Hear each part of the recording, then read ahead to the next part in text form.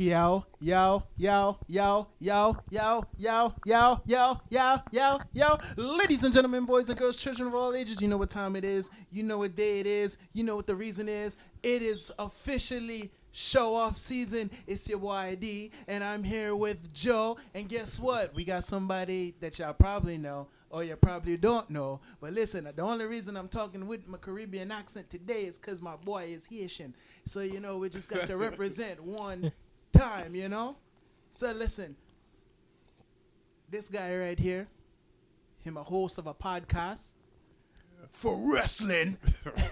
And he's also has his own show on YouTube for where he likes to talk to people, kind of like me. He's also a guy, a journeyman, you know? He's part of a trio, but, you know, he's stepping out, you know? Kind of like Rollins, Ambrose, Reigns, but we're not talking wrestling talk yet. It's the boy from the Jobbertears Podcast, Mr.Blacc. Say what up to the people, Mr.Blacc. Yo, what's going on, y'all?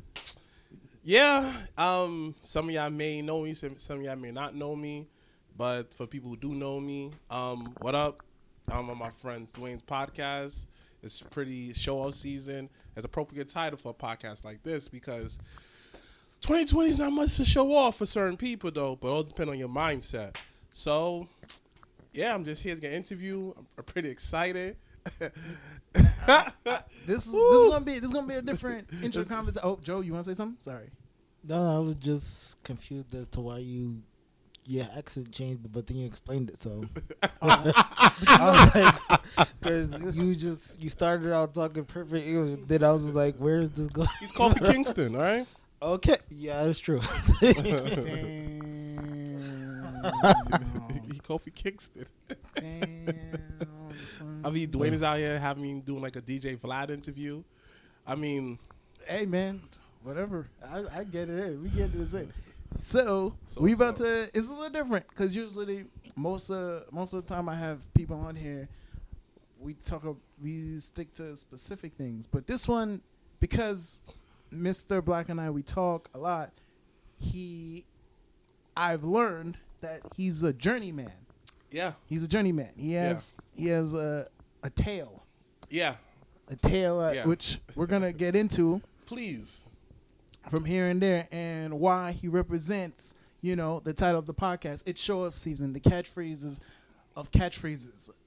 Yeah. So, first, I want you to walk us through your journey before being on, you know, a popular black podcast of wrestling, known as the Jobbertears Podcast. Wow, where do I start?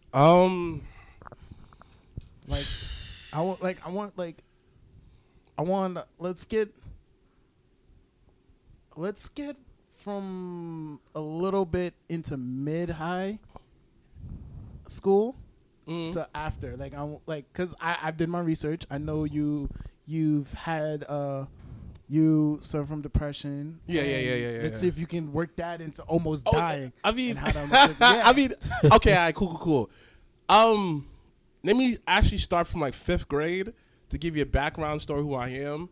Right. Well, from 4th grade, the whole year I was in special ed, and the reason why I was in special ed wasn't because I was dumb, but that's where they put all little black kids who don't listen. And actuality is it's not the fact they didn't listen, but nobody took the time out to understand me majority of the time, and because of that. Being in a crowded classroom, 30 kids is too much for one teacher. Let's be serious. Right. We didn't know the damage of it until now. You know, thank God for research. So, always getting in trouble. Always. When I say always in trouble, I lived in trouble. So, me getting older, whether they put me in special ed, the next year, I had a teacher named Mr. Thorpes. R.I.P. to, what's Mr. up? Thoughts? Thorpes. Thorpes? Oh, I yeah. thought you said Mr. Thross. I thought so too, but I just want to know what Nah. I mean, he's like the most blackest. He was like kind of like metrosexual low key because I didn't know what it was, but he was very feminine. But he was strong feminine. Like he was strong feminine. Like you could tell that you can't roll over him. So we didn't see him for a minute in 5th grade. He was my teacher. He was like one of my first male teachers. It's funny it took 5th grade to have a male teacher.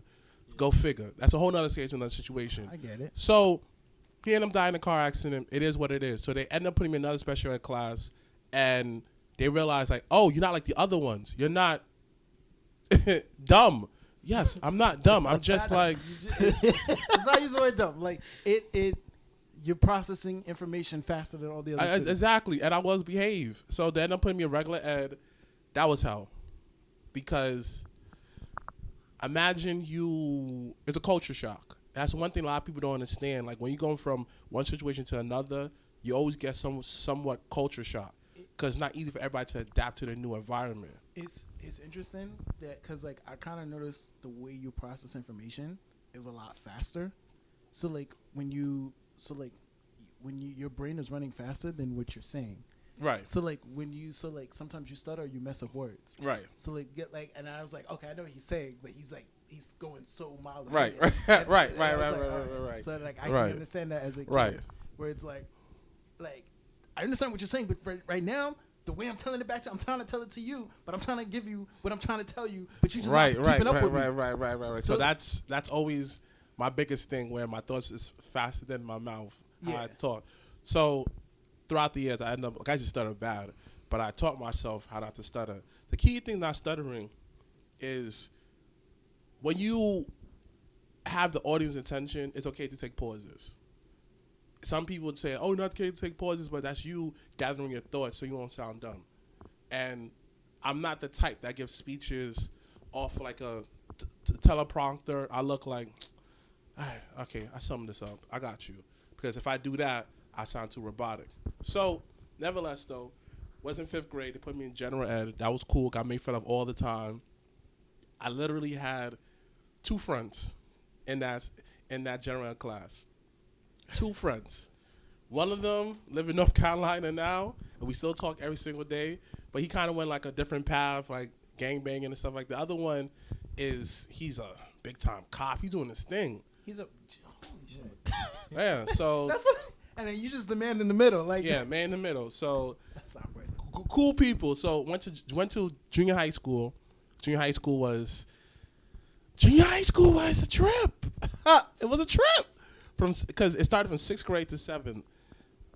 I had some of my greatest fights, like greatest fights.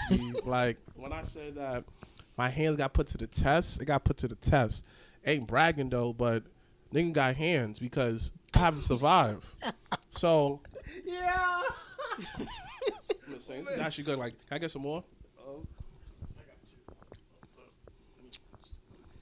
You can keep talking. So, it is what it is. 4th, 8th grade happened. I went to high school.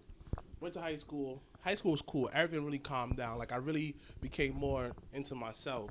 So, I was that kid where played football, hang out with the Yu-Gi-Oh kids, hang out with the popular kids, hang out with the bullies, hang out with everybody. You was adaptable to your environment. I was. Who you want to hang out with. Right. But the thing is you don't realize how key having a dad is until junior high school. And a lot of people don't understand that, because you start becoming you start becoming a man, and you have certain questions, and you realize that females will make you feel like you ain't nothing if you don't believe in yourself. Oh yes, they will. Like make you feel like the most smallest of the smallest. And don't get me wrong, they always say niggas ain't this, niggas ain't that. It be females too. Like, I be hearing stories to this day about girls. I'm looking like, why you so evil? But then I look at the male, I'm looking like, we are no different. But society put us against each other because they feel like we have to have some kind of natural bad guy. But not realizing that we don't need that to operate. We just live in harmony. If we have a disagreement, we could talk it out. And that was in middle school? You realize that? High school. High school? High school. What was like, okay. I know my high school story that made me realize certain things like that. What was your story? Oh, let me tell you. It was one girl I dated, right? That top story. It was one girl that I dated, right? I actually never see her like that. She lived not too far from me. She lived in Queens. I live in Queens, not too far. And we went out. I was in love with her. That was me because I wanted a girlfriend so badly. Met her on MySpace. Then one day, I got stories for days on MySpace. Like when it comes to social media and stuff like that, that's why social media to me is kind of like, I did this before all of y'all. This doesn't interest me how much it should do, but like That's a whole nother story. I get to that. Yeah, So we could talk about. We could have a whole episode Right. about MySpace alone. right, MySpace alone, you right, definitely gotta do Skonex that. and all of that. So I'm talking to. I got stories.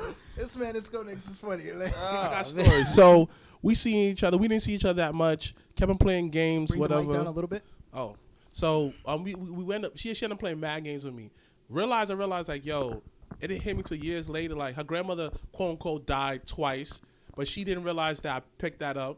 Wait, her what? grandmother died twice. She used the same excuse twice. Oh, I was confused. Right. So I called her one day. Some dude picked up because we were supposed to go out on a date. A dude picked up. She was just like, I'm not gonna say her name. She was like, matter of fact, I'm gonna use a fake name for this story. We was like, give me a female name. Dang. Female name? Crystal.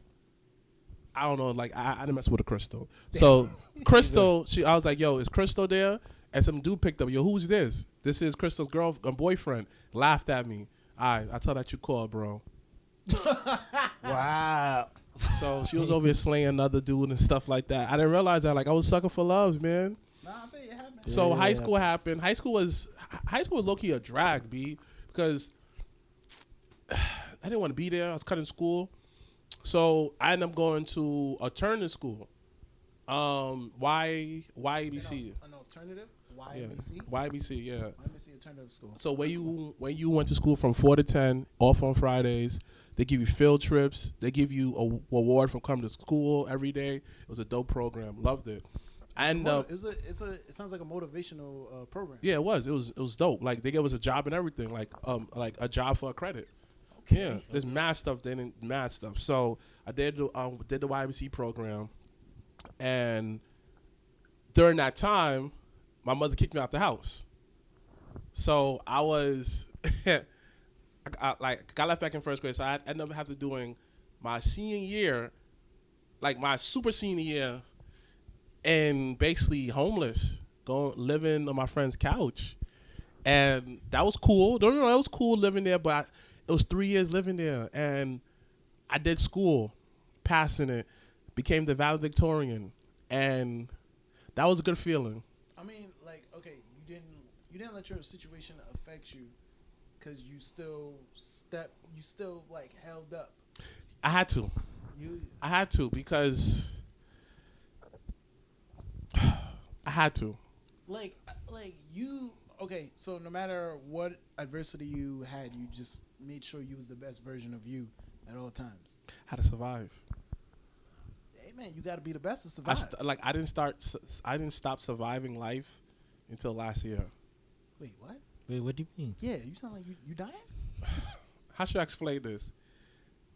When all your life is never like steady, you always in survival mode. Oh, okay. So, all right. I get what you're saying. You're saying you're pretty much just like you've been like on that going.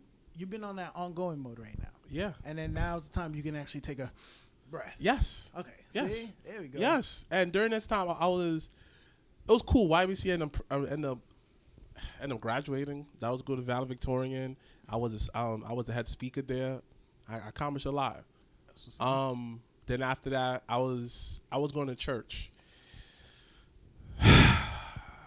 Church was good, but I was too ahead of its time when it comes to church. You was too what? Ahead of its time. Yeah. Okay. Because they wasn't comfortable talking about suicide, depression. It was, you got to talk to God for that. That's the devil's using you, blah, blah, blah, blah. I was in church from the age of 19 to 27. To 27. Oh, that's not too long ago, bro. You was 27 about a few years ago. Yeah. I stopped going to church recently. So. Like, I stopped going to church because church gave me the foundation I needed because I didn't have that growing up. It gave me positive male figures. It gave me positive example how to be a man. It made me positivity. But it never allowed me to be myself. I was always fighting myself because I didn't want to be the version that they put up in front of me. So you're going through depression. On top of that, you're sleeping on someone's couch. Okay. So you just mentioned you was also going through depression. Yeah, I didn't know that until recently. Until I went to therapy Like recently. So like how to find like what was it that was making you depressed? Like what? My living situation, bro. Just a living situation? Living situation. Yeah, living situation. My job was whack. Okay. I never fit in. Pretty much your environment. Yeah. Okay.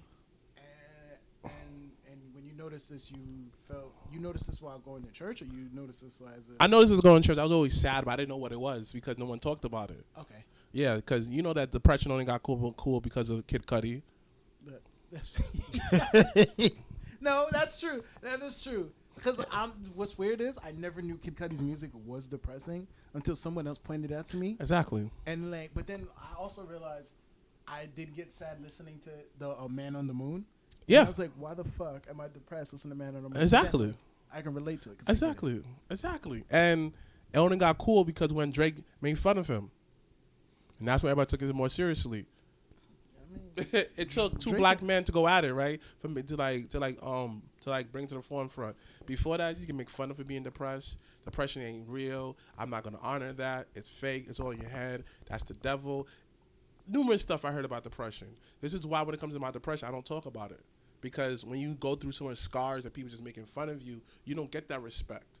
So you end up going in the shell because if I go in my shell, I can protect myself from everyone else.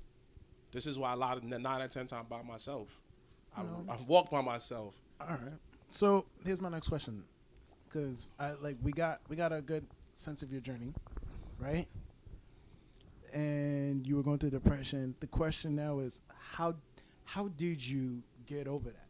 I don't want to say beat that because it could always come back. But how did you manage to get past it for today or tomorrow or for the next times and stuff like that? It's a journey. It literally starts off God put you through a lot of stuff emotionally to break you so you can build yourself back up. And he does that because you realize that the next level you want to take you to, you're not strong enough to go to that level. You got to get a little ruthless. You got to get a little heartless, but still have emotion intact. When you have emotion intact, when you master your emotions, you're able to maneuver your emotions wherever you need it to be. So how I got to that, it took years.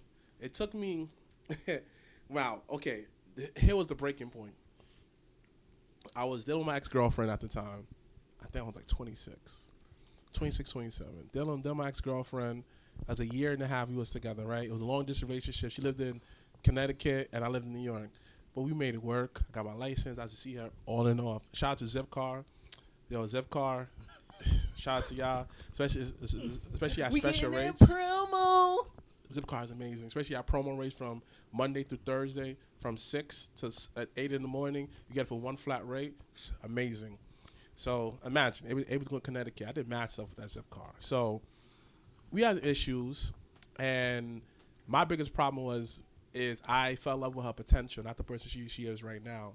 And because I fell in love with that potential, I put so much emphasis in that potential, not realizing that it's not who she is. This is potentially who she could become. Okay, so during this time, I was trying to lose weight. I was 300 pounds. Damn. 300 pounds, and eventually I moved out of my mom. I eventually moved out of my friend's crib, but before that, living with my friend, I was living with my friend in Brooklyn. Then I moved to my brother in Manhattan. We ended up losing that place. Then Manhattan to the Bronx. I was living between the Bronx and Brooklyn at the same exact time. And still working. Where was I working at? I was working at Rite Aid at one point. Got fired for scamming coupons. Then after Rite Aid. Wait. Oh, shit. Hold up. You said you got fired for scamming coupons? Yeah, I can talk about it now. Huh? No. We're not talking about it now. We don't want no one to get inspired by that. You know what I'm saying?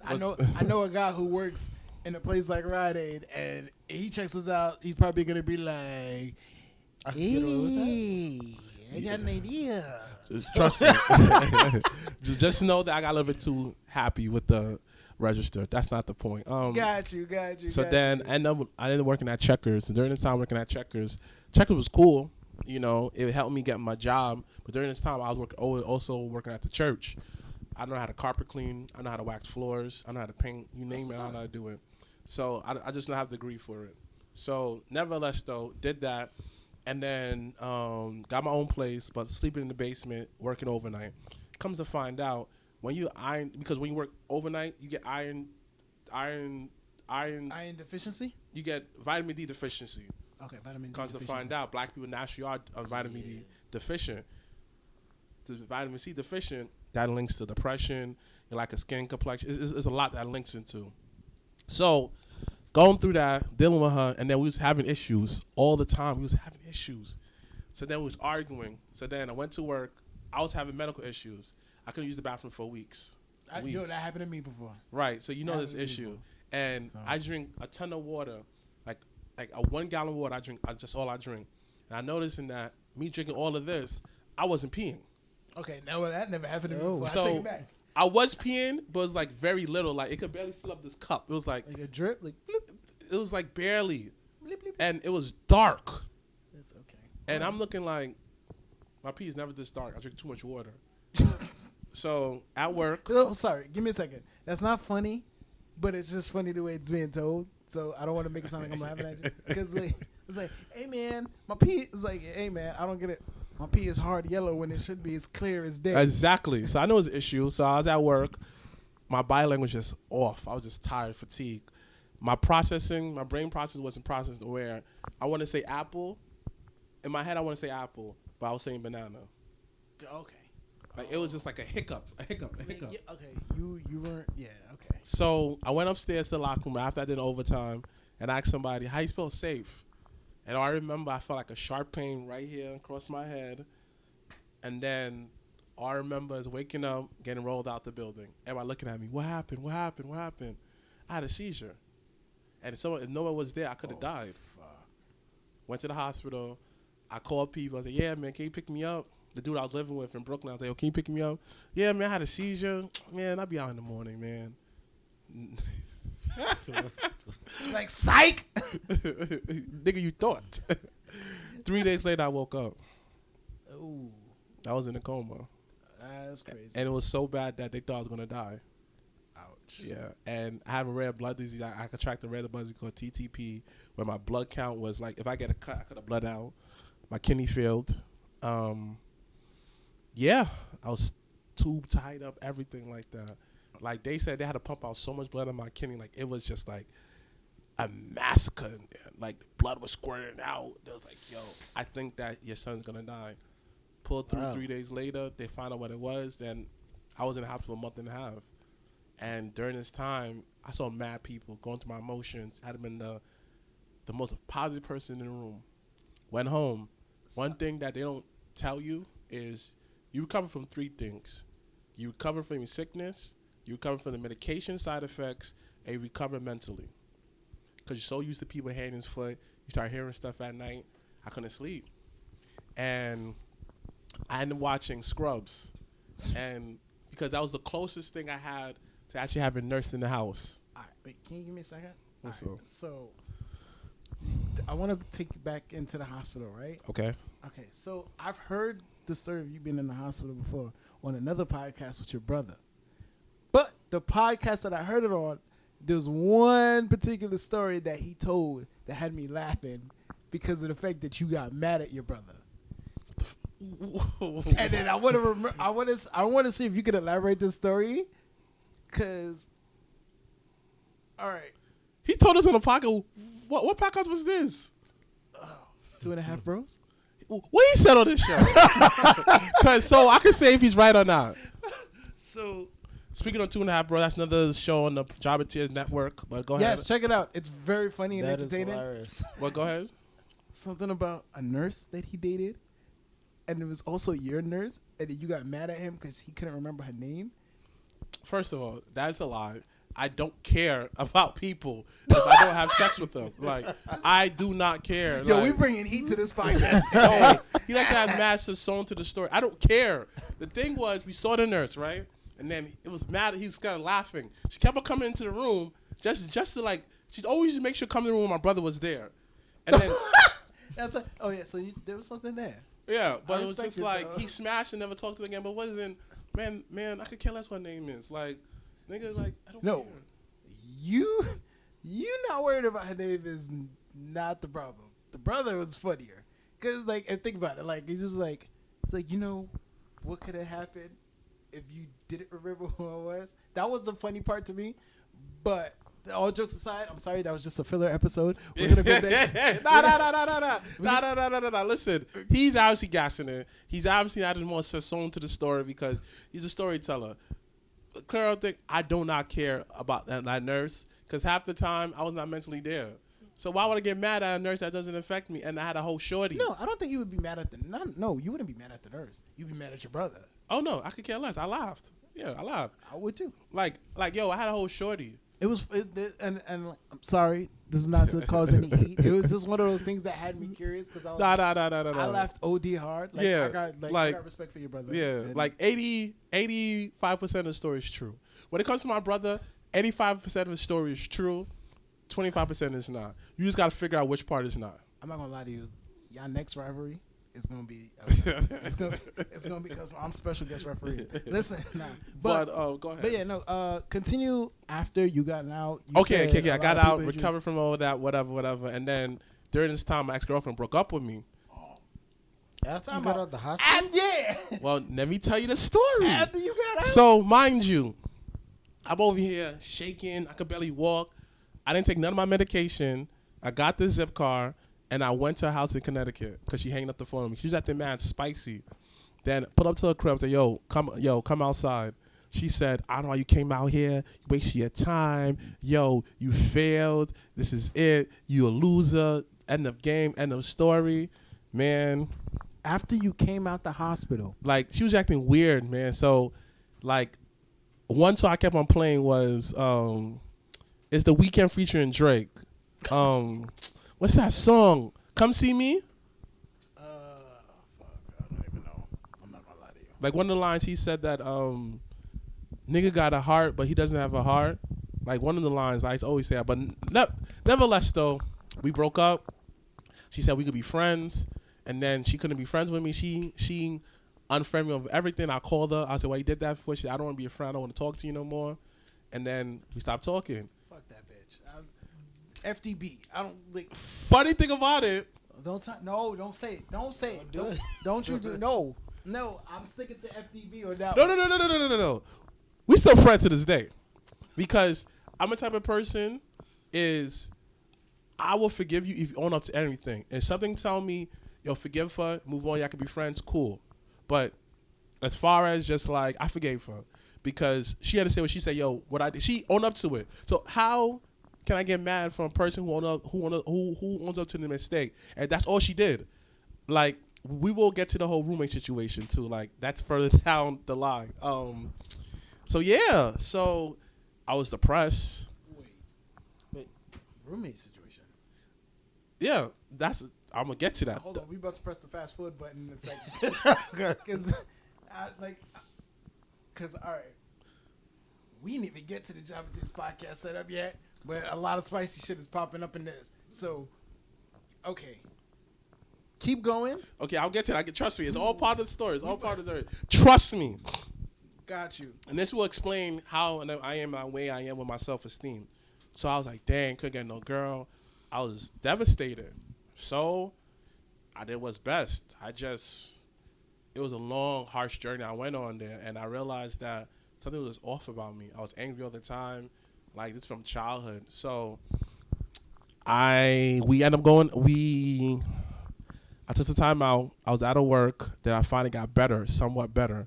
Gotcha. And my kidney came back online. I was fine, but I was still making doctor's visits. I had a port right here in my chest, and a what? A port? Yeah, a port, so they could get my kidney to do my kidneys. What is that? Like, I don't know what that is. Oh, it's a medical port where like they put tubes in you so they can flush out your kidneys. Many different things they use that port for. But it's meant to flush. Yeah. So copy. Went back to work. I put in the work in. End up seeing a therapist. But during that time, I was working overnight. Well, the night tour. So we chilling, and I was still chilling. I was talking to a few girls here and there. Like, few girls was always just around me, but yet I wasn't healed. So I ended up seeing a therapist, and I ended up losing my apartment in Brooklyn because I couldn't keep up the bills no more. It was just too much, and I was reading Charlemagne book, Black Privilege, and in the book he was talking about how he went back home to start all over again. It's okay to start over again, just to get your focus back in the game. So I went back home, moved in with my mother. Man, just keep somewhat respect for her. It was tough, and it got worse when my brother moved in. It was just like too much egos in the house, too much dicks in the house. And during this time, I was doing the podcast. Okay, Which podcast? Jobbertears Podcast. Got you. He stopped him and Janelle stopped doing the show with someone else. So then he said, "Yo, man, I saw you in a couple of episodes, cause I used to fill in, and it was like, yo, people like the chemistry. Let's do this show. That's You guys do have a funny chemistry, and it shows our relationship. Yes, we have a very funny chemistry. It's one of the weirdest chemistries ever. Yes, like compared to basketball, is like we all are star players, but we just so used to just be on some like I can't stand y'all, but for this game, I just know I could trust y'all. But it's awesome though. It works. It works. Okay, so as you see my friend Joe over here. Mm-hmm. Well, the audience can't see him. I mean, yeah, but you can. I mean, okay. Can you let them know you there? But what's up? Breaking the fourth wall here. The way. I mean, also, I would never got to introduce myself, but that's. I cool. introduced you. No, you didn't. I I did just sitting here just talking and laughing. Did I say Joe? Yeah, he did. He did say Joe. He did say You Joe. barely. You could have just said, "Hey." Barely. But Joe. I was wondering why you changed your accent at first. That's why I didn't say Yeah. They talked about that, and I call him Kofi. For real. But yeah, but I'll What's do the up? accent again. So my brethren Joe over here, right? Let me tell you something. Now, I'm not gonna lie to you. The fact that me and him are friends is funny because when I first met Joe, we never I didn't like him. He And fucked me over when we first met. Like, What happened? Yeah, I set him up to be have hell at work, pretty much. why? Huh?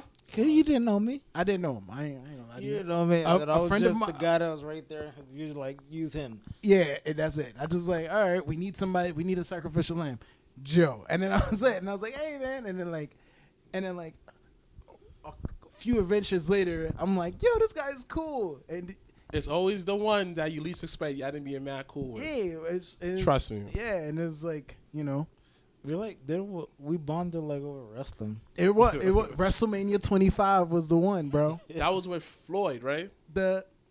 No, that was 24. 25 was the one with Shawn Michaels Taker, the first time. That was the way we bonded. And then, we was in the we was in the room. We was just like, oh, who's winning? And then this is when the only disagreements in wrestling we had was during the time that was the Randy Orton Triple H feud. Mm-hmm. He was Team Triple H and I was Team Randy Orton. Oh, that's a classic feud. Yeah. Too bad it ended the way it did. Yeah. Stupid simpleness. So, dang, where was I? Oh, Jobbertears. Jobbertears. So I was still doing the Jobbertears. I just introduced Jobbertears. Niggas don't know how much I'm into the Jobbertears. I had to take breaks on my job just to shoot the show. That is funny. And people used to love working with me. That's appreciated. People used to love working with me. Mm-hmm. That stone ginger. That's that stone ginger wine. We out here. We doing nothing but all black, baby. We doing all black on the alcohol today. So just hold on. Can we get some little promo? So just in case we are partaking in a little wine and stuff on this episode. Yes. I've spoken to Mr.Blacc about this. Inat Tej Ethiopian honey wine, which comes out of straight Cali, Oakland, Cali. Yes. And I'm putting him on to that, which he's enjoying. Thank goodness, because I want to deal with them one day. And then, I just gave him some stone ginger wine. Yes, now, it tastes just like ginger. I don't know. Fun fact: stone ginger wine is the Caribbean thing to do. It's literally something Remember when we had the conversation about pasta? Yeah. That and some other stuff that I got in my fridge that I can't give you, is with the. Got you. It's part of the Trinity. It is. It's literally how parties start. You know what I'm saying? I got you. But and then I don't know. I would give you Ray and Nephew, but everybody here live farther than me. So, Yes. I live in Queens. yeah. Yes. So Jobbertears. yes, Jobbertears. So we had them doing that, and I would usually take breaks, 2-hour break, just to shoot the show. And during this time, I was still going through my depression, hard too. I was going through it. I was losing weight, but I didn't want to look in the mirror. For months, I didn't look in the mirror because I didn't recognize the person I became. Like, I was doing the right thing, exercising, dieting, walking more, smoking weed. Speaking of that, weed saved my life, by the way. Like, people don't know, like, to all my weed smokers, y'all understand, like, weed makes you paranoid because it faces your fears because you can't run from your head. So this is why a lot of people don't like weed, because it makes you face who you really are. So going through that, what I went through, going through Jobbertears, going through depression, and I'm still doing what I have to do, still going to shoot the show, still coming to work, but dealing with my depression. And mind you, I love myself, but I love myself to the point I accepted every version of myself. So still going to therapy, still dealing with females, still living at home, still going through a lot of nonsense. So me and my mother had like a bad fallout. So then she ended up kicking me out. So then my roommate at the time, I would not call him a friend. I would not say his name. I would not promote nothing of him because I wish him the best in life, but he would never be at my table ever again. Wait. That's it. Are we talking about It'll get to that. Hold on. So during this time, whatever, he said, "Yo, man, what up, bro? So I got an abandoned crib you can stay at." I was like, "Word?" He charged me $400 every month. Okay. So got all my stuff, gave him $400, was there for like a whole month. During this time, we dealt with a prostitute. You got questions? Joe look like you got questions. No, I'm waiting from the. I need to hear more. we dealt for it's only the first couple of days. We dealt with a prostitute. She ended up getting kicked out, and I had to sleep in the first floor. It was a nice house, but all the windows was like boarded up with plastic bags. So imagine sleeping downstairs with no AC, with no windows, no ventilation in an abandoned house. So I had to go through the back so no one could see me. And I ended up turning 30 in the house. And I was just like, yo, I don't think I could do this no more. My depression's still running rampant, but I had faith. And that faith was crazy stupid. Like, before I left my other crib, I told myself I'd be out. I'll have my place within a year. And then my mother, that was a crazy situation, but it built character because I was too dependent on her validation. In life, I always wanted that validation from people because I didn't love myself. I always wanted to be the center of attention. But during this time, I reached the lowest point where I really was going to kill myself. People took me off the ledge. There's a lot of off time I took from work, but I got better. Still went to therapy, really doing what I have to do. And there's a few good black women. This is why I always have this thing for black women where I always will love them because there's always a black woman who always dealt with my crap to help me get to the next level. So, yeah, and then abandoned crib, like I had stomach pains because I know something was up. Went to work, got a call, yo, you got to come back. The landlord came back for the crib. Just know, let's say that we got $5,000 out that deal. End up leaving the crib, sleeping on my boy's crib. Mind you, all this time, I'm still recording the podcast. No one knew this. None of the fans knew. My brother and Janelle didn't know. But they just knew that I was just off. Like, I was just off. Wasn't stable. And when I said earlier about surviving, I was in surviving mode, B. Like, all I knew was survive. Survive. And when you're in surviving mode, you do stuff that make no sense to no one else but the people who've been in surviving mode. So, after that, I slept on my boy's couch for 3 months. Every single day I woke up because I didn't want to be there no more. I was never at his house. I was always everywhere but at his house. Came home, smoked a ton of weed. I sit there like, yo, it's going to get better. Head down like this. But God was like, yo, bro, pick your head up, King. You got this. I got you. Positive affirmation. That's good. Right. So going through there, and then we finally found a crib that I'm at right now. So my ex-roommate was like, yeah, we'll get the crib. He was moving with his boy that he was managing because he's a rapper. So then his boy ended up not moving. His boy was in and out. He's supposed to give us his side of the rent. Never gave him the rent. So then the week of Survivor Series, last year, it was a Sunday. I was like, yo, you coming? He like wrestling. Nah, man, I'm going to be in Jersey a couple of days. Came home the next day. You said last year's Survivor Series? Yes. Came home. His microwave is gone. I'm like, niggas probably would have took it with him. I'm supposed to get the money from the landlord because I paid first month. You're supposed to pay, I paid security deposit. You're supposed to pay first month's rent. He didn't do that. He ended up moving away before he paid that. I called him and said, yo, I can't do this no more. I moved out. Got super depressed. Thursday happened. My homegirl made sure I was good. She sat with me, make sure I was good. She's real MVP, by the way. Shout out to her. She know who she is. And then he came back because I didn't change the locks. He slashed my air mattress. Wait. Fuck him. Like, that's fucked up. Listen. The air mattress? I would have, and this is why I said it'd be the little stuff that gets me ticked off. And that's God telling me that when God does little, when God lets stuff that happen, He's showing this person can't be around me. I would forgave him because I understood why he did it because you didn't have the money. All right, I figure it out. I forgive you eventually. I would have talked to him eventually. Yeah. But the air mattress? But the air mattress? On, like. You already won, B. Why are you putting me in inconvenience? Bro, I'm not gonna lie to you for like not being able to cover the rent.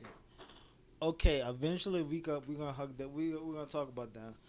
But you slash, but it's on site for you. Once you slash, You're a cancer, so you understand. I don't trust you. It's on site. It's the little stuff that ticks us off. It's on site. It's never the big stuff because we understand. Like, all right, forgiving people. Little stuff you looking like, all right. Now you just try to make me look dumb out here. For what the air mattress? Yo, it's what? You get to a point where it's like, all right, eventually we're gonna talk this one out and we're gonna be cool. But you just cut my air mattress. Like next time I see you, we gotta go for 5, son. Like, no. Like, no. Yo. I'm sorry. See, okay. All right. Quick question. Now, when you found out the air mattress got cut. Yeah. And with the knife I gave him, too. But fuck out of here! Yeah. All right. Okay. Now, was that like you wasn't having any type of company coming over at that time, right? Was I? Oh my God. During that time, no. Okay, because if you'd have said yeah, I'd be like, you need to go find him and kill him now. No, I wasn't. And then eventually I changed the lock. My homegirl, I asked her for the bread to give me another air mattress. I went to Walmart, got me another one. And then, yeah, eventually I got new roommates and haven't talked to him since. I have no reason to talk to that man. It's funny because you kind of brought us into today now. It's all goes back today. That's why I tell you. So during this journey of me, COVID, everything, I realized I was lacking a lot of basic fundamentals when it comes to being a man. Because the basic fundamentals of being a man is what a lot of people don't teach you is like, you got to be assertive. You got to be about your word. You got to be a leader. And some people think being a leader is what traditionally what a leader is. Like, no, being a leader is you stand on your own 2 feet without being shook by anybody's like decision. Like you made decisions to trust that person. That's it. Like you don't let nobody run you over. There's a difference between a nice guy and a good guy. Nice guys don't win. Good guys win. There's a difference. Nobody respects nice guys, but everybody respects that good guy. And there's plenty of them in this world. Like look at Nick Cannon. That's a good dude. Yeah. But you see how controversial he is? Like people don't respect him. But yeah, you realize that, nah, I actually do respect him, man. I think he's corny, but I respect him because he know who he is. Look at Terrence from One Assistant Park. He was corny, but you saw the evolution of him. Movie roles and all. Right. But then you saw the evolution of him because he became a man. And that's a journey becoming a man. Like, people always want to being a man be in one way. No, there's many different ways of being a man. Yes, you got the typical macho one, like, oh, I could do this, that, the third. Yeah, you need those type of dudes. But guarantee though, who are the same guys that they on the macho getting advice from? The dudes who's not like that. That's what I be telling people. We all have a role in this world. You just got to figure out what it is. And your role is just to be yourself. Don't let any job that you do define you. Yes, I do a podcast, but I don't define me. I define that role. So when you think of me doing podcasts, you think of how I'm doing it, how I persuade my image of the world onto podcasting. Okay, that's lit. This is transition, baby. This is transition. Okay. All right. So you spoke about your work rate, Right. which is good. Right. Now I want some details into the work rate, but give me a minute. I'm about to break it down for you. I want to know your details in the work rate and how'd you bring that to the Jobbertears Podcast and your role in the Jobbertears Podcast. Me and you spoke about this literally yesterday in a way. Right. But like, I want to know from your perspective what you like, your role, what you bring to the table. What have you noticed from your growth? Because the funny thing is, I remember what I told you yesterday about you being a promo guy. Yeah, right. But what I don't know if you did notice, your promo guy status started the day you said, "I'm no longer living in your shadow." That actually was a low key shoot. That wasn't no work. That was a shoot. But you see what I mean? But and then at that time it's been a different. Yeah. It's a low key evolve. Like Right. I used to actually have the actual video of that. Yeah. in the bar, so. Like I just want to talk about it. Like your role, your work weight. How do you feel like your role and work weight on the podcast? Well, my work rate definitely slowed down though much because it's the fact that depression hit, and I already took the week off from. I took a month off for everything as far as going hard because I didn't know who I was this month. I was stepping into a new journey. 2020, it is what it is. But 2021, I told myself that I want to enter a new fresh. So how I started off is I started having a routine. It's simple. I wake up, make my bed, do a little yoga, and I work out every morning. Right. I take my black seed oil, and I take my sea moss, and I take a shower. Gets me out every morning on time for work. I do that routine because regardless how the day goes, I still got a win because I made my bed. All right. That's good. All right, let's go back 2 years. 2 years ago. Okay. Let's talk about you on your podcast there, because there's a slow build from there, and then it's gonna lead into another thing that you do and did that I want to slowly work into. So like 2 years ago, your role, your mindset, you're doing a podcast. Like you got added as the third person. Right. It was something that started with your brother and Miss Janelle from HR. Right. Like, who are two, lovely personalities. Right. They are. Right. You know what I'm saying? Like, there's no hate over here, by the way. I love the Jobbertears Podcast. Right. I And work out to it sometimes too. yeah, see, Appreciate it. Thank you. and like you guys, honestly, the only black wrestling fan I knew was him. It was Joe. Yeah, I heard that a lot. So I heard that a lot. Yeah, So you get that a lot. Yeah. I want to know you from 2 years ago. You got asked to be on the podcast.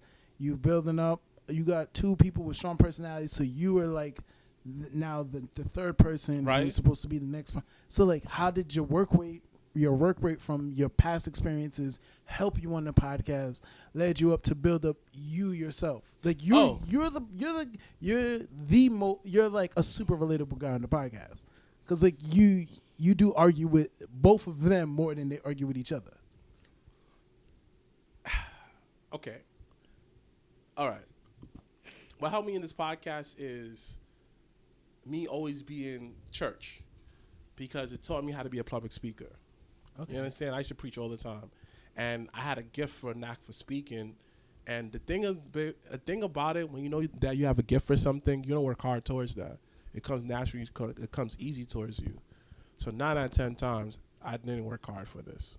I'm not gonna lie to you. And because I didn't work hard for it, I got lazy. I didn't know how to speak properly. I didn't know how to articulate myself without people have to. Oh, what did he say? I needed translators to do that. So I was sloppy. It was raw. I didn't give a dang. Had that energy like, yo, it is what it is. I put my all into it, which I did. And it was a journey because it was a culture shock. Imagine coming from the church culture and dealing with, basically everyone who's around us is literally 99% of the network is all his friends. Literally. Got you. It's all his friends. Okay. So imagine you shifting into having all of your people to people that you don't really know. That's a culture shock.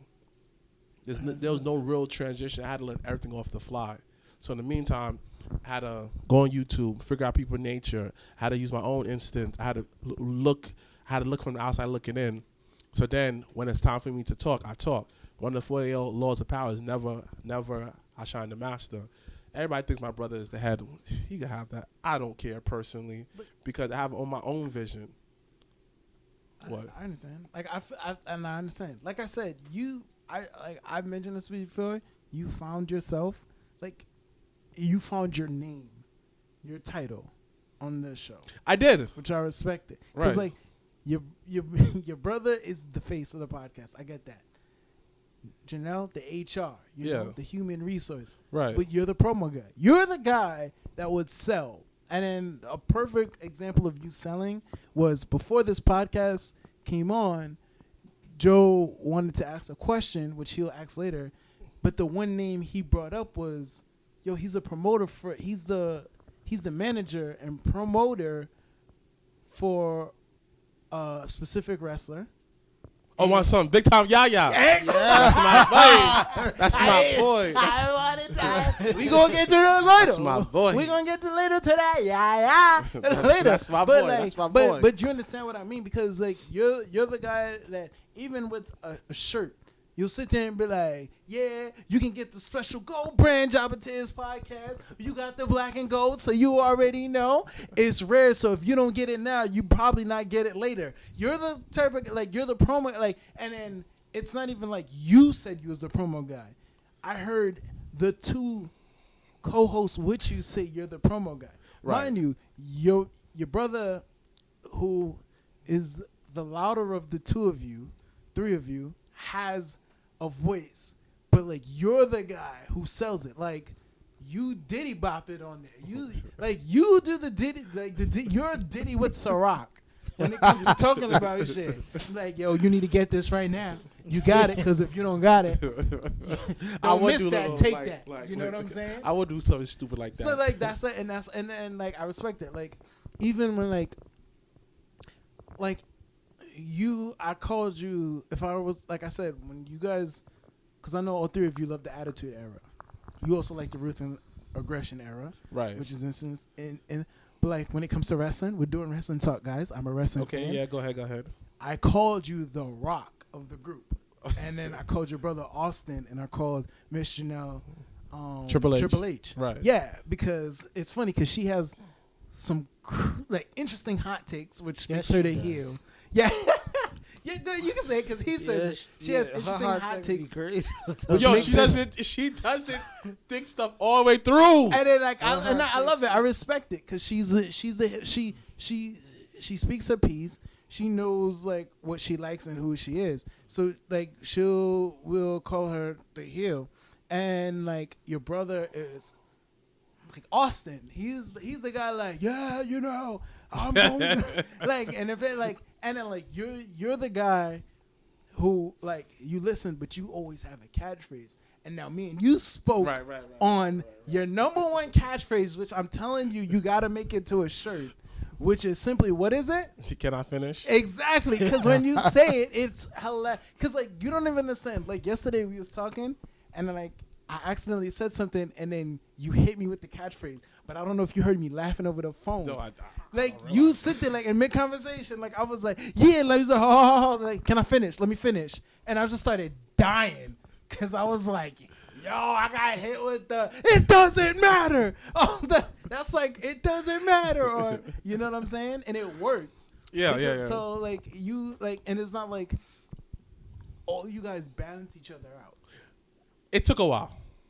But it showed, took a long time. Like, okay, so, like, when Janelle says, like, when there's episodes where you and your brother agree on, that's like the rarity of seeing The Rock and Stone Cold tag.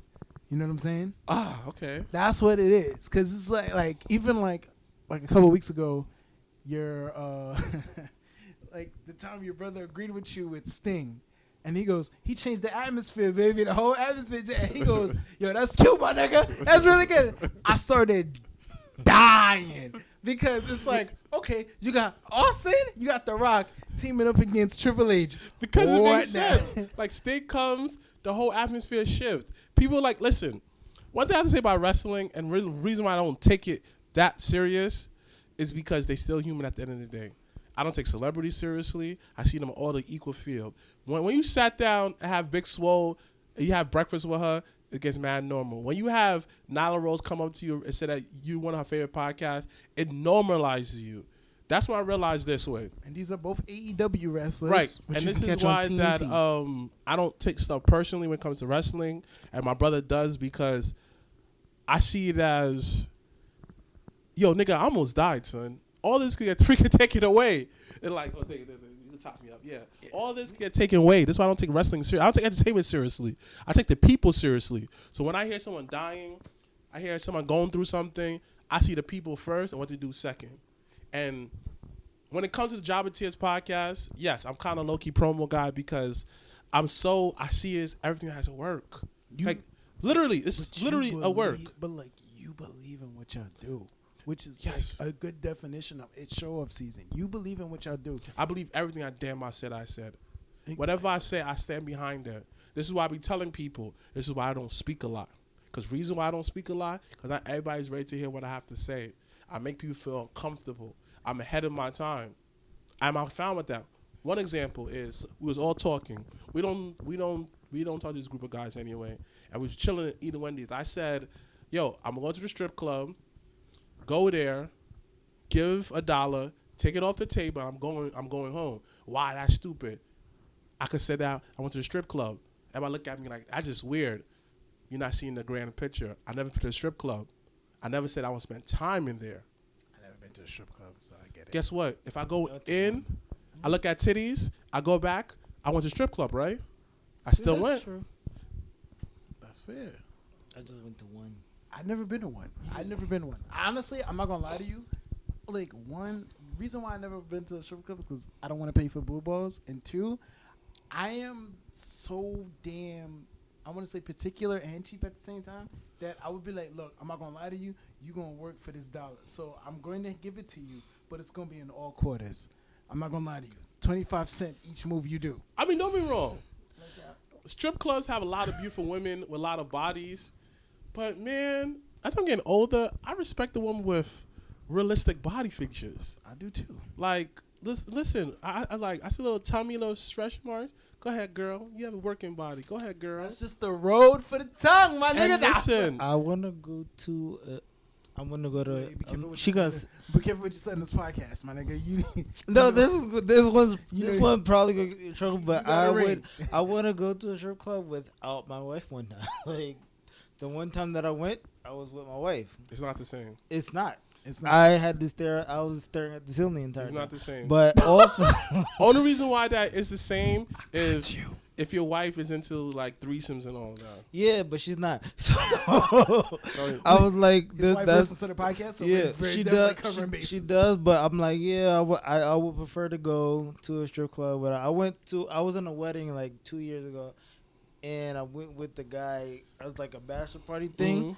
and you know, we all went. It was like we planned like a weekend. It was just like, all right, we're gonna have boys, girls, strip, girls go with the girls, boys go with the boys. But we started going to strip club, and it was like we coming. I was like, damn. So That's your problem. You don't tell her.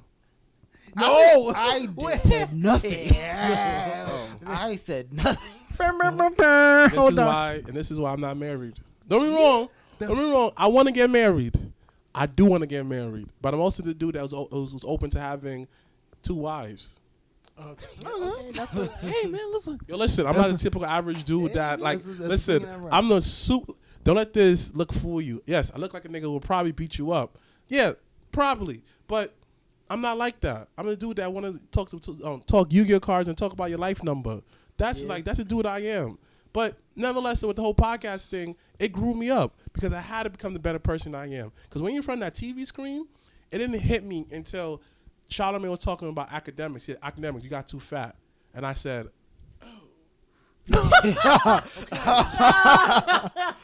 Okay. So a change had to happen.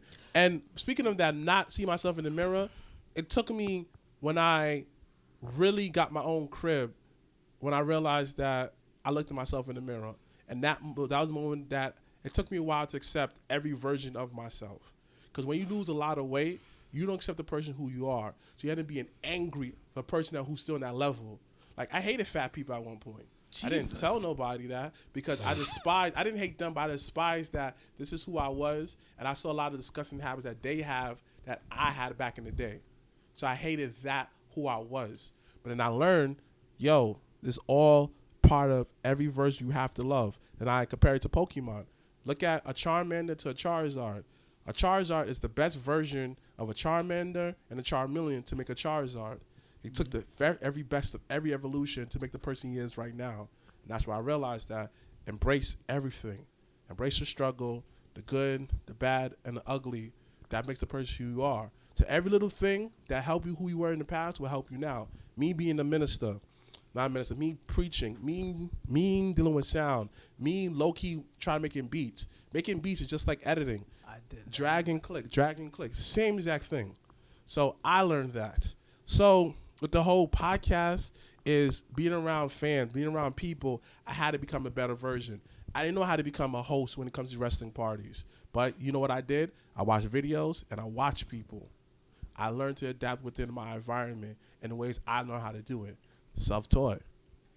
Like, listen, if you two gave out degrees, I have several doctor's degrees. Several. Okay. One thing I want to talk about when it goes to strip clubs before we move on is one day I just want to go to the bank and get a whole bunch of $2 bills. $2 bills? Yes. $2 bills. Just go to a strip club and pass those They out. do. They don't make $2 bills anymore. Probably now, but when I was thinking about this, that's when they did. Okay. They don't make it no more for real? They don't make $2 bills Do no you more. know? I went to. You remember we went to? It was, I think it was like 6-7 years ago. We went to this New Year's party. Oh. What was the name of that? I don't remember the name of it, but whatever. Like I went and I the one at ordered- Toshi's? Toshi's. Toshi. Yes. Yo. They don't do that party. We'll tell you after. We don't do that party anymore because Toshi was wildin'. Yeah, no, Toshi wasn't wilding. His No, bartender Toshi was was wilding, wildin', and bro. my firm made some money for that. But we're gonna talk about that. Yeah, But I went to a New Year's Eve Toshi party, and the bartender made me a drink, and I pulled a $2 bill out of my pocket and put it. And he looked at me like, "The fuck am I supposed to do with this shit?" So I would have go to a strip club and do that, but you still got the $2 bill? I have a $2 bill. The $2 bill is worth a lot of money now. So I have 2 of them. No, I have 4 of them. You might be able to collect that. Get some. I'm gonna look that up because I know a couple people who have a $2 bill. Yeah, look that up because I got 4. The $50. Remember those? Yeah. Yeah. Yeah. I have 4 of those. Let's look that up. Yeah. All right. So next, what I want to know now is, let's talk about the Mr.Blacc Show. Yes. The MRBLACC Man. show, Yeah. right? And then how did the Jobbertears Podcast help you go into that show? Because Simple. What the Mr.Blacc Show is basically is about. I got the idea from Joe Rogan, big fan of his, and I realized that I have a lot of interesting friends that does a lot of interesting things. So I came up with it. I know somebody who's a minister. Shout out to Steve. I interview him. I interview somebody who have 2 sex books and now have a mystery. Shout out to him. that's with a comic book. Yeah, that's my dude. That's how she interviewed my dude. I got Mr. Amazing. He's a good dude. Interview. It's just basically people I want to interview. Interesting episode. I do want to get him on here one day. Yeah, like I interview people I felt interesting, and I feel there's a void because everybody want to be the cool people, but nobody want to get interviewed. Trust me, getting interviews is hell. Like there's dudes who barely have any followers than me. Like this one girl I know, homegirl, whatever. I ended up writing a play with her. That's a whole nother story. Yeah, I actually wrote a screenplay. Not a screenplay. I play with this girl. She has lingerie for girls. Try to interview her. Played me. Another my homegirl. She has her own catering business. That's dope as hell. And I know you. Played me.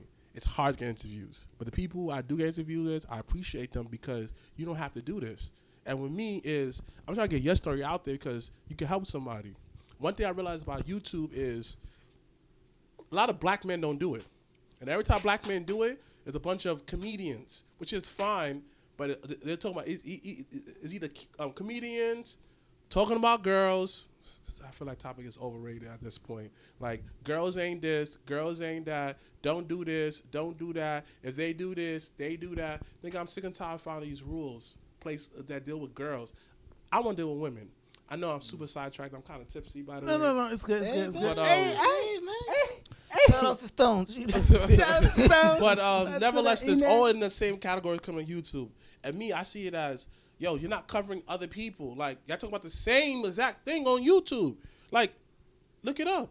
Mad black people do dating, self-improvement. They talking about the same exact thing over and over again. So I'm looking like, I want to do something different out here. I want to interview my friends, people I think that is dope. You know, comedians I like, whatever. Let's get your name out there. But just like with everything else, you need clout. You need some kind of pull. With the Jobbertears Podcast, it allowed me to realize that it's basically training ground. Because when I own a Jobbertears, I'm debating wrestling topics. I watch hours and hours and hours on YouTube with different wrestling stuff. So I keep fresh because nothing wrestling is new. So I need arguments. I need something to back me up. Just like it's important when Stephen A., Skip Bayless, etc., those sports writers or sports commentaries have to do their work. So I take my job seriously. So just in case I need to promote a wrestler like Big Time Yaya or do commentary, I know what I'm talking about. And I also watch a lot of pop culture stuff because you need to know what you're talking about. So if I make a reference, like if I say, I'm one time on the show, I said that, man, they hit in that box like Roddy Ricch. I said, there you go. Because that's reference to Roddy Ricch compared to Like Your Things, similarly. And the good thing about it is, because of Jobbertears, it forces me to think outside the box and be relevant to the people that I'm talking to. So when they meet me in person, I can have other than conversation, other than wrestling. I cover the basis. You'll probably ask, who is my audience in particular? The stoners, the people who kind of like the outsiders, who don't fit in society really, the people who basically don't give a damn and walk by their own beat on their own drum. I relate to this. I relate to the special ed people who was in special ed. I relate to basically everybody that in general just put a bow on it. People that society feel like they're weird. So this is my people. So I talk to the people.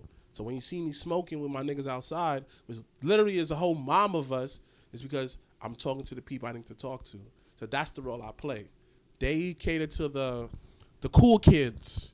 The cool kids that they know that they cool, but they somewhat like, they still try to, let me do society norms, but at the same exact time, I want to do it how I want to do it, but I still want to follow society norms. My people, so that's 2 against 1. So my people are more like, listen, I like Yu-Gi-Oh! I'm not following your society norms. I'm going to do it my way. People who had multiple jobs. People that society just forget about. Those are people I speak to.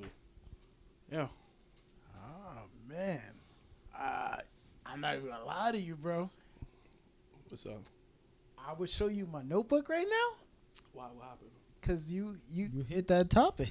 Hold on. What was it? When I told you I had your whole episode planned to a T, I wasn't joking. What was it? What's up? You want to read it? Yeah. You want to read everything? I'm not going to read it out loud. Nah, that's all right. But like, yo, Joe, you got any things you want to ask him? Let's have some fun. We're going to freeball it now. Yeah, I'm going to let him finish reading. Yeah. No, you can ask a question while he's reading. All right, so I read pretty fast.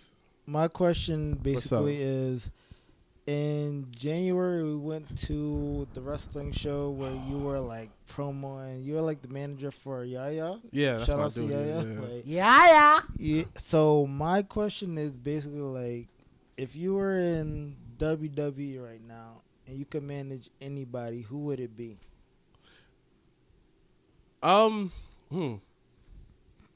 Because I got somebody who I want to see it, but Me too. you know. Me too. One person I have to say, just two people. Well, one person will be like, it's just a child of myself, Chad Gable. Okay. Because I just feel like so much stuff I could just like, it's an Olympian. I do fucks with Chad Gable. Like I could do so much. And the third is Naomi. Yo, Oh. the amount of black girl magic references I could use to get her over.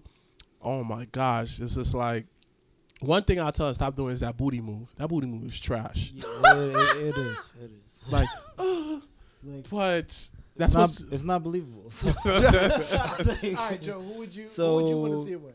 I was saying, like, even though he doesn't need nobody to talk on a mic for him, I would just want to see a promo between you and Keith Lee. Oh man, because it was like you talk and the Keith talks as well, so y'all could do like form some type of when Wild Now when they do pick up and kill it. Yeah. It'd be like say if like he's going after the title for the U.S. title, it'd be like. You could just make a reference to basically like Bobby Lashley has not been beaten. He'll just be like, so you're saying he hasn't been beaten, which means nobody has done it yet. That's why he still has the title. So they're waiting for Keith Lee to show up. That's how something I would say. And that would be like, oh my! And then somebody could just be listening, be like, I don't even know. It'd just be some guy to be like, I don't even know what's happened, but you just got yourself a title shot. Like, I said Ricochet. Yeah, you did say. I said for Ricochet. I said Ricochet. Ooh, I'd have been like, woo, but like, I like Ricochet when he don't talk. I'm not gonna be honest with you. I like Ricochet when he don't talk because I liked him in World Culture Pro Wrestling. Oh yeah. I liked it because I've seen him like pick up people like 3 times his size, and I'm like, yo, why don't you do that? Like, show these motherfuckers are like, I'm like, I get it, your name is Ricochet, and you want to, like, they want him to be part of Retribution because all their weird-ass names, his name actually works. Yeah, it does. Yeah, it does. Yeah, I didn't realize that, yeah. No need. But the thing is about WWE is... And also after this, the same question he just asked about who would you want to talk for or manage? Yeah. AEW next. Oh, okay, yeah. Yeah. The thing is, when it comes to like Ricochet, what I realize is he missing that confidence in himself. Like he doesn't have that. Like he has confidence. I think somebody's in his ear. He has confidence, but he's missing that.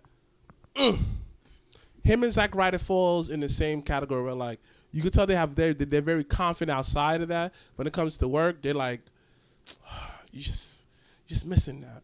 You could tell when they go out, people like very nice and all that. Ricochet just means self-confident in himself. He don't have that I don't care attitude. He don't have that killer instinct. Gotcha. And that's the thing I realize that Vince looks for. Is that killer instinct. Like, are you gonna tell me off? Like, for example, he respect Kofi because Kofi wrestled him. And he's like, yo, I respect this dude. And that's the thing about Vince, which is bad because you only play to one audience only, and that's Vince.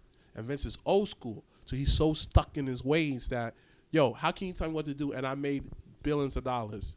That's the thing. So that's the only bad thing. No. I didn't get to finish. Let me finish this first. All right, this is a kill. So that's one thing I realized about that. Ricochet, like, that's always been his problem.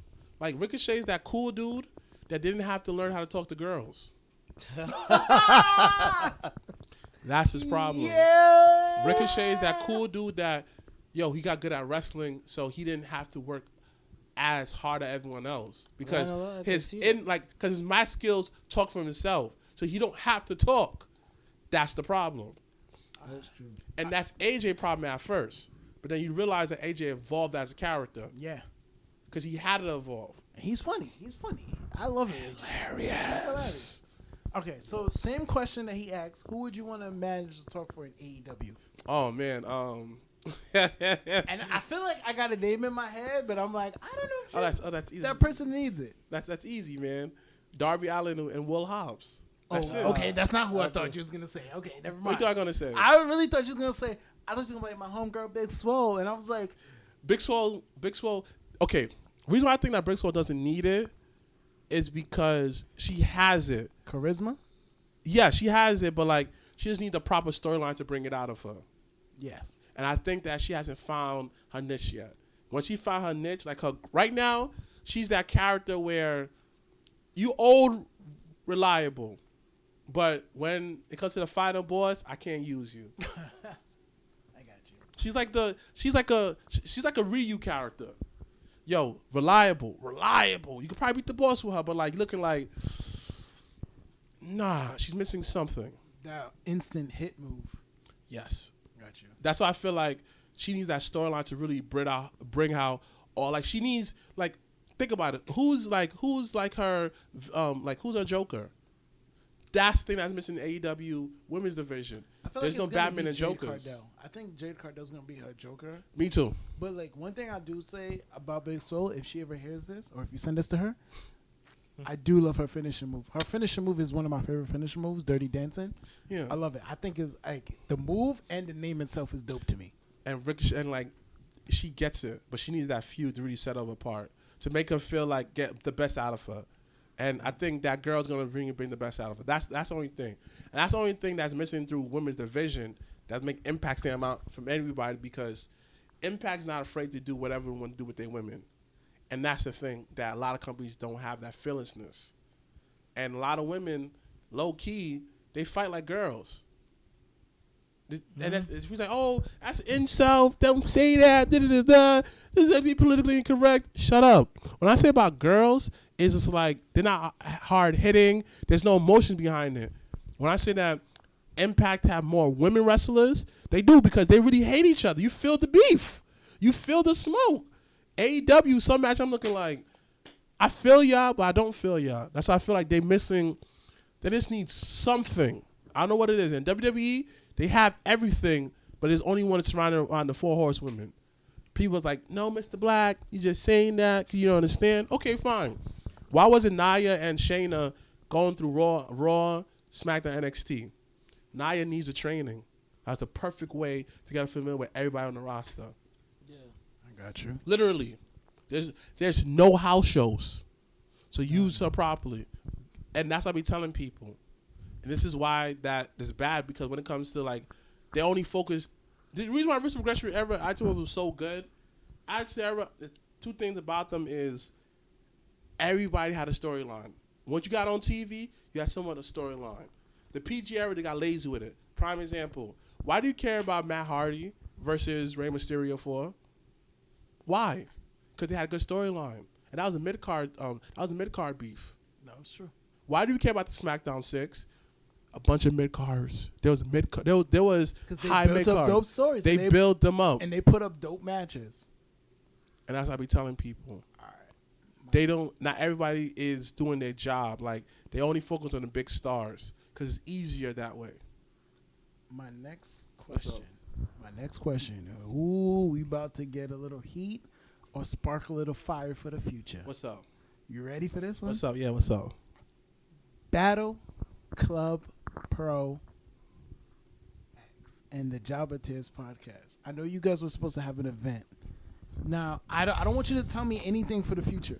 Matter of fact, no, don't tell me anything for the future. I just want you to speak on what you see things in the future for you, Miss Janelle from HR, Mr. Wilkins. I want you guys, because I know you guys are planning something big. I don't want you to give away any secrets. Right. I just want you to give away a trailer, a preview, something. I got you. It's gonna be big. Battle Club and Jobbertears is gonna be big.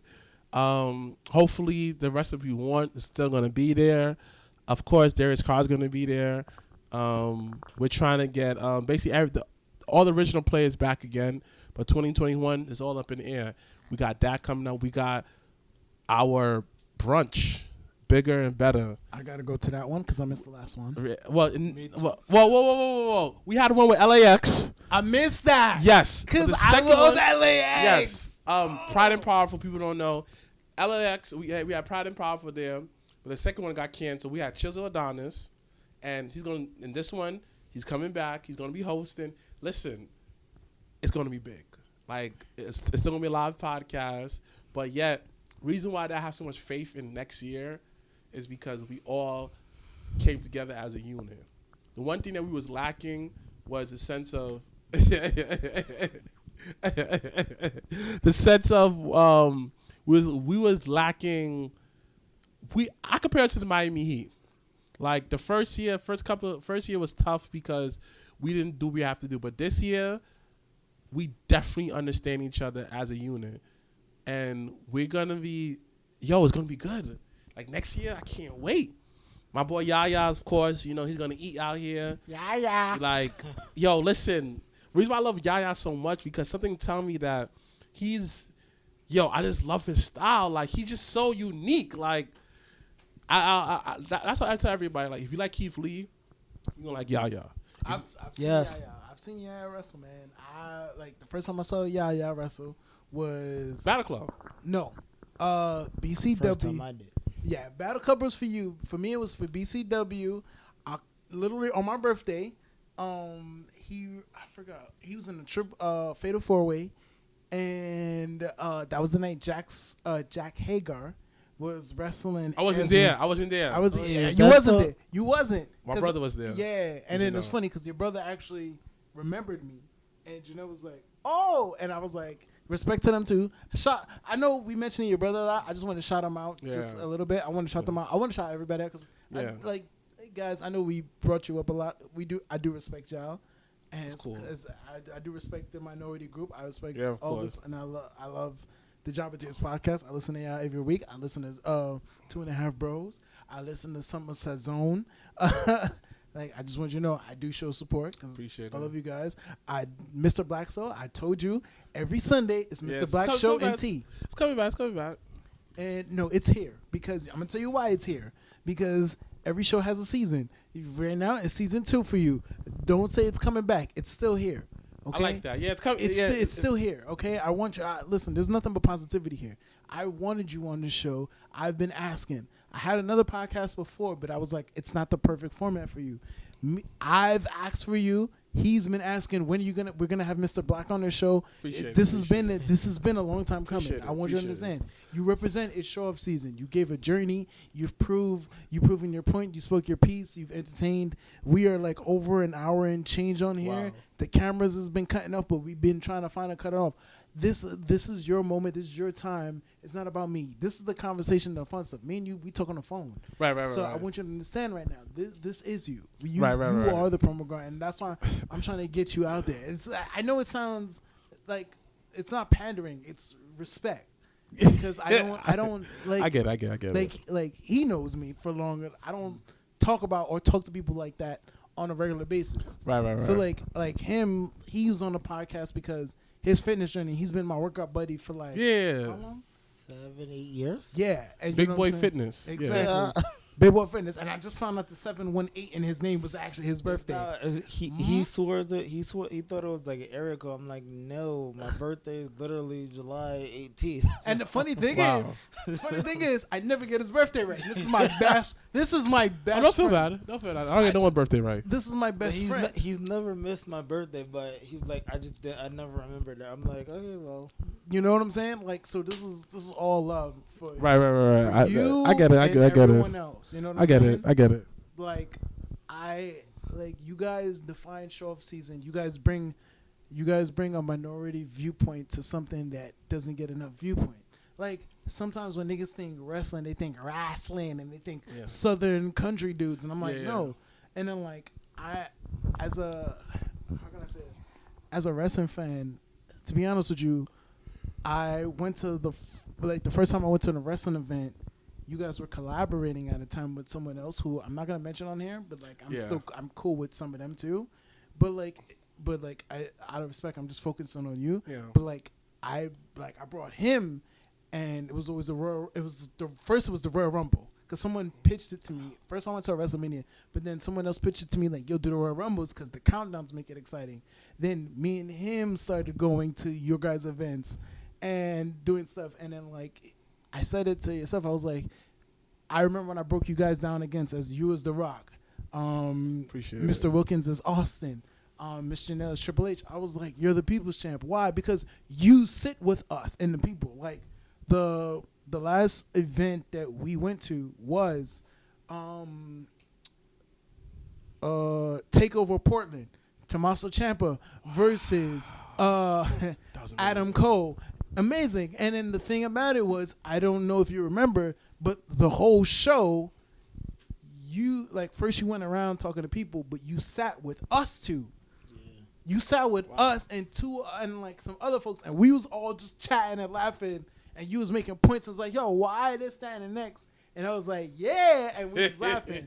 That's what it is. Like, you interact with the people, and it's all respect. And then, like I said, no shine from you, but like I've seen you build up from the podcast. like, I never listened to the Jobbertears podcast when it first started, but then I started listening to it because I was like, you know what? I like listening to wrestling podcasts. You know what I'm saying? So when I started listening, I was like, oh, okay. The day, like at the time we went to the first Jobber Slam 1. Me and him was there. I got pictures of you. The Jobber Slam 1. Me and Joe was there. I don't know. And Is that what I almost got in trouble? yeah, that was the one when you almost got in trouble. That was, like, Wow. Like, yo, my friend, you remember I was doing mad dumb. It's funny because most of y'all Jobber events, me and him do dumb shit before the event and when we I get almost got in trouble for something he did. yeah. So it's like this is how we know. talk And then, after. and then like the moment you like the whole you turning on your brother thing, I saw it and I was like, oh shit, this could be a dope storyline. So I edited the video and sent it out. And then like I like based off listening to the podcast, I knew it was you who wrote this shit is Yoga Flames. And then all that stuff. So I was like, okay, cool, man. It's not like I'm not trying to get put on or nothing, but it's just out of respect. I do things out of respect. If I like something, I respect it. My friend over here, when I knew him our early years, I know he was on the basketball team. He was a friend, and then I made a deal with him. I said, yo, if I think it was like if you can get your team to win a game or something like that, I will do your own Nike Jordan commercial. We did that. He did it, and I did that because I respect. I gotta see that. I'll pull it up after this. But that's how it is. Like, most people think I have an antisocial personality to some people, but I am social. I listen to people. I believe in people, and I wouldn't actually be on this podcast if I didn't believe in what you do. So you as a person. Like me and you we've spoken. Like you've heard me talking me. So understand I believe in you. I believe in Janelle. I believe in Mr. Wilkins. Appreciate it. I like Mr. Wilkins. I wish you the best on your wrestling career. Like, bro, I want you to do great. I want you to if you need help with promos and videos just to get you in any company, I am there to help you. Miss HR. If you want to speak on anything, let me know. I got you. We a team. We are. You guys are literally a triple threat. You guys are a trifecta, and like you on your come up, you see the growth. You got to remember, you are the youngest person in that podcast group, so you are building yourself. What do you mean by youngest? Like, okay, so you got to remember, if you like now, I want you to understand how much I pay attention. Is when you were saying you got added on as the third member. It was because your brother and Janelle was part of a podcast or something else. Oh, yeah, And right, so right, you right. are the youngest. So your evolution is the one everyone sees. Everyone saw theirs. Yours is the one that's... So theirs is still continuing and yours is fresh.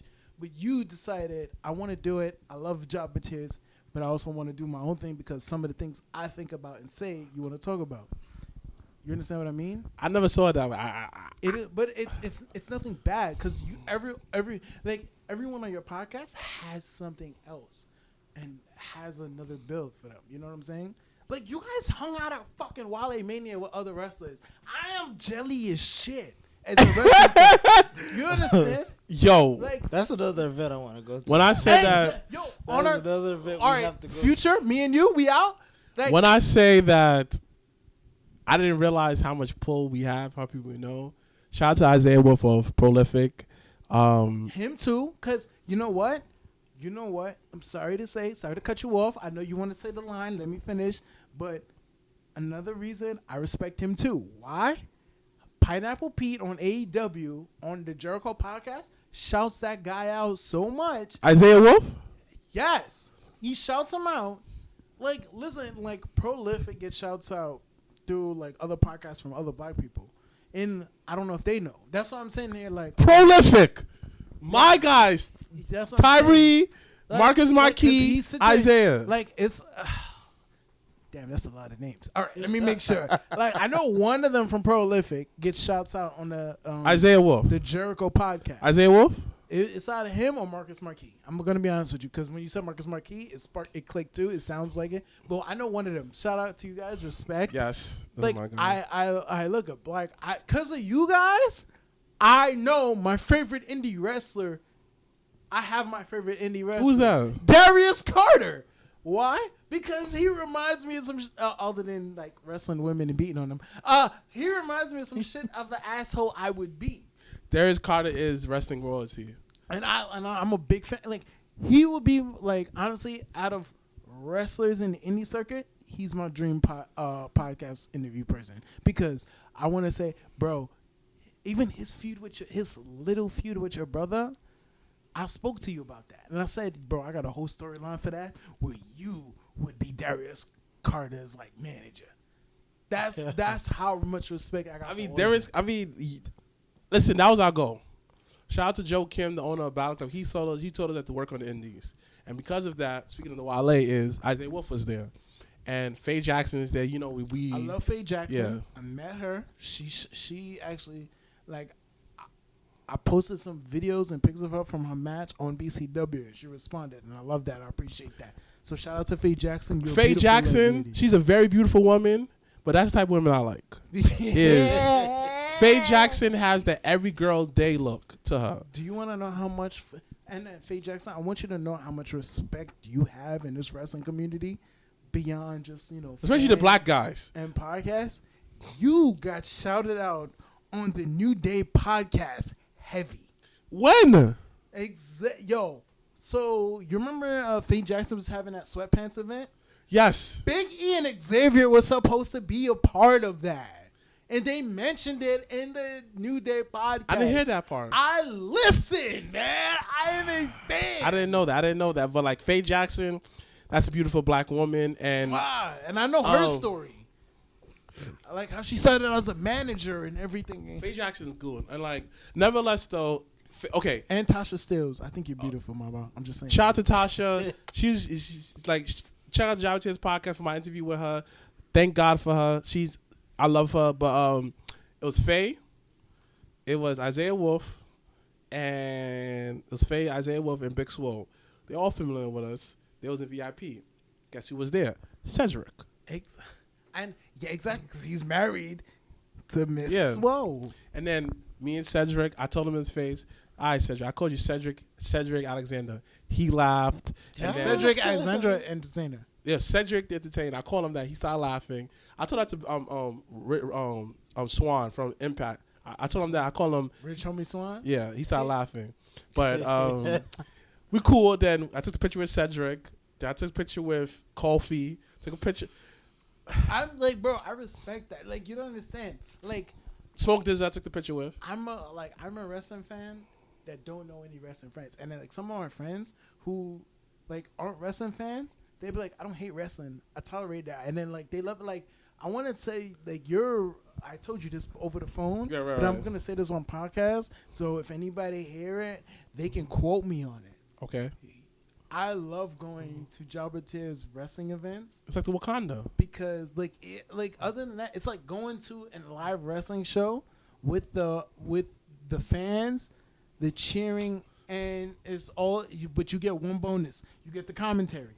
And then, like, we can always just walk up, go to the bar, and grab a seat again. Like, that's the best thing. Like, I love it. I love it. Like, I respect it. Y'all been to the Battle Club event with us there. I've been, yeah. And you heard New Jersey. And you hear how loud I was. And everybody, bro, we like, if you look up the Battle Club match between Havoc and I forgot the other dude's name, we're there. Like, yeah, I remember. You see us in the front row, like, every time they crash through like the tape, like red. Yeah, our boy abandoned us, and then like a wrestler crashed into us, and we're just like, God damn, we love it. I'm telling y'all, Battle Club and Jobbertears events always lit. Our goal, my next goal, is to go to an HOG event. Yo, especially now with all I gotta say is, if you ever go to HOG event with the Jobbertears Podcast, it is lit. Don't sit next to my team. If you want no one talking, typical wrestling fans, sit next to them. But if you want my team, we roll deep to these events. Like, sit next to us. God willing, if I'm available, 2021, if you need it, vid-wise, light-wise, and promo-wise, I will be there because I respect you and y'all Appreciate it. grind. I just want you to know there's a debt. I was there. I thought you was gonna leave me there, but I was like, God. I give you another one. I was looking like, Like, nah. But nevertheless, though, like, yeah, that's my journey. And it's an amazing one. It defines its show off season. That's why I wanted you on this podcast. But one thing I have to say before I get off, before we end up, wrap it up, is like, for everyone out there, man, is adopt the mentality of one day at a time. And before you take it one day at a time, take it 1 second, 1 minute, 1 hour, 1 day, 1 week, 1 month, 1 year. That's amazing. 1 decade, 1 century, 1 lifetime. 1 day at a time. 1 step at a time. And some people believe that you may be younger than me, maybe older than me, and you can't get your life together. It's possible to get your life together. It's just you gotta believe in yourself. And don't compete against nobody.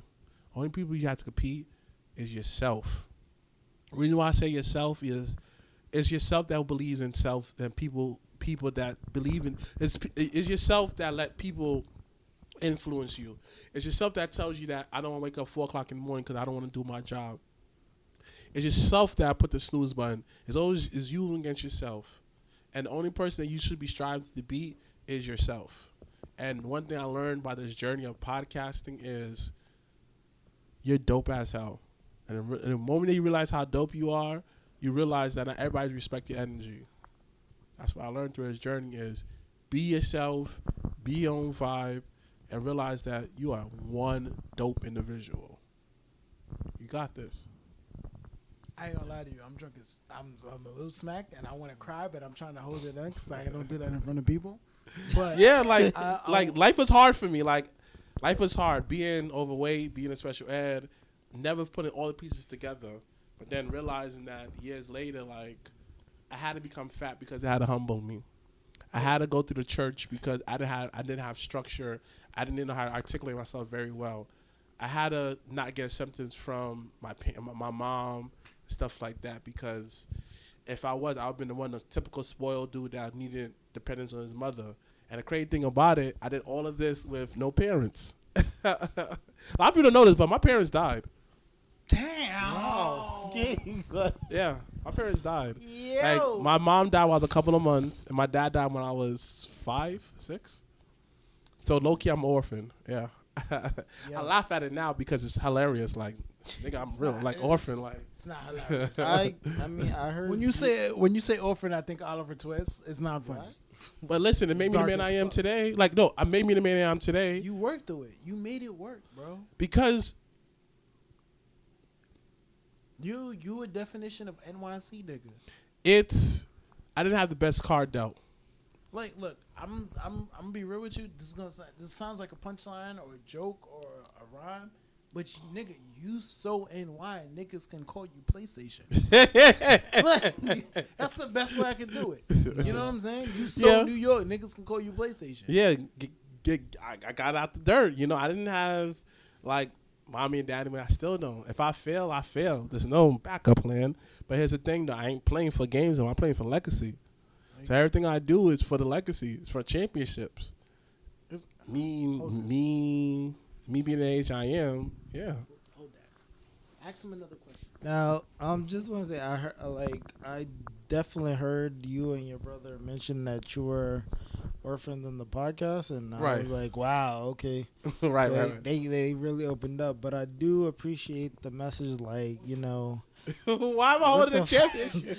I do appreciate the message where it was like, don't let people bring you down, because Hold the championship. that's definitely something that, I experienced when I was younger. Like, I think it was like 8th grade, where it was just like I had like a lot of self-doubt, I just wasn't very proud of myself, and I didn't like when girls came, I was just like, I'm walking the other way but then like when I got into 9th grade, it was just like, no, we all thought you looked great, but you just didn't have any confidence in yourself. And I realized I let one dude put me down every single day during 8th grade. So that's why I do carry that message with me every day, where it's like I don't let people just tell me like, you know, you ain't you this, you that, or put me down. I'm like, nah, this is where I'm at the top. Exactly. And this is where I'm staying. Like, and it took it like literally like I want to say about like 4.5 years ago, my mother passed. So it was like it took like I still felt like I was at the top, but it took me like I want to say about until like the beginning of this year, where I'm like, you know what, I'm doing pretty good for myself. So You're married. I do appreciate. Yeah, that too. But I'm not. I do. I appreciate all like the positive message. Like I'm just sitting here like, you know, this is that's something that I told myself years ago, and I refuse to let anybody like put me down. You can't And start. No, you really can't. Like you got to believe that you're at the top, and there's the only way is up. There's no looking down. You beat the odds. Like Yes. it didn't take me this. I realized I started breaking down all my accomplishments. It's just like, let's say for you, you're married. That's literally half the thing that a lot of men want to do: get married and have kids. You know, like you're married. You literally beat the odds. You're here. You're working out. You're doing everything what a lot of men don't do. You understand though? And the fact that you're able to support a woman and she's able to look at you as a leader, that's beautiful. You understand? And look how many other men out here, boys that don't know how to be men. Like they don't do everything else, everything. But yet when it comes down to be actual a man, meaning that you have to compromise with people. You have to meet people halfway.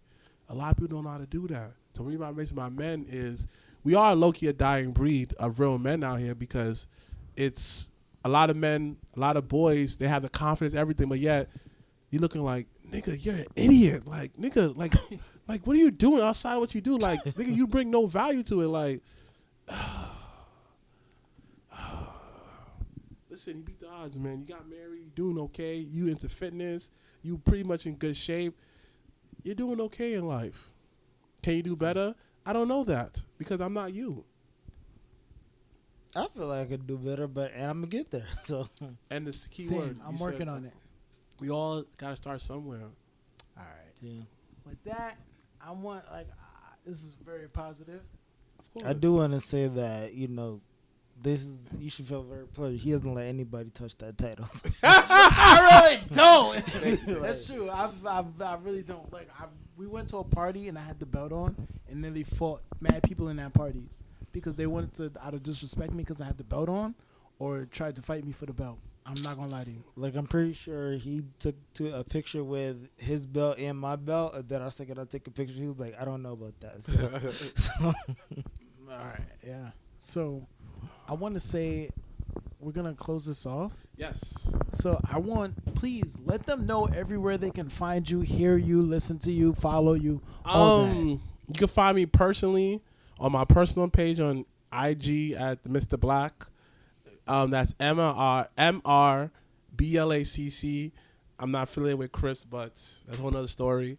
Find the Mr.Blacc Show, MrBlacc show on IG, YouTube. You can find me on there. And what else? You can find the Jobbertears Podcast on everywhere. Follow Jobbertears Podcast on IG, Twitter. Please, please, please support the Facebook group. We're growing, and that's where you find all our updates. It's a wrestling community. It's for the wrestlers of the wrestlers. It's for those kids where it wasn't cool enough to like wrestling. It's for the people who never gave up the love of wrestling. Those are the people who may be coming back because they're wondering, like, there's a place for me that I call wrestling heaven, and that's with Legends Bar at Jobbertears Podcast. So please check us out, man.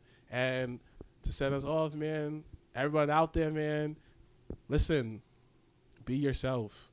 Y'all all hella dope because y'all beat the odds by even being born. So appreciate the opportunity. Thank you. Joe? and everything else. Where can they follow you? What the?